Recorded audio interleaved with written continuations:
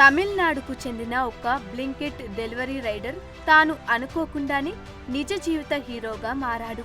ఒక సాధారణ డెలివరీగా స్టార్ట్ అయిన సిచ్యువేషన్ త్వరలోనే ప్రాణాలను కాపాడే క్షణంగా మారింది. దీనికి సంబంధించిన వీడియో సోషల్ మీడియాలో వైరల్ అవడంతో ఈ విషయం వెలుగులోకి వచ్చింది.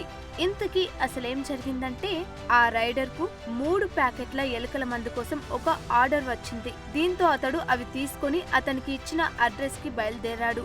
అయితే ఇంటికి చేరుకున్న తర్వాత ఏదో తేడాగా ఉందని అతను అనుకున్నాడు. తలుపు తీసిన మహిళ ఏడుస్తూ టెన్షన్ గా కనిపించింది. దీంతో అతడు కంగారు పడి ఏదో ఇక్కడ తప్పుగా అవుతుందని భావించాడు.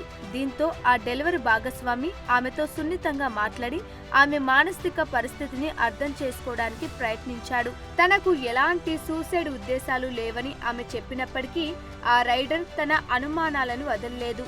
అతను అక్కడే ఉండి ఆమెతో మాట్లాడాడు మరియు తనను తాను బాధించుకోవద్దని ఆమెను కోరాడు. ఆమె జీవితం విలువైనదని, కష్టకాలం ఎప్పటికీ ఉండదని ఆమెకు వివరించాడు. ఇక ఈ వీడియో చూసిన జనాలు అతన్ని మెచ్చుకుంటున్నారు.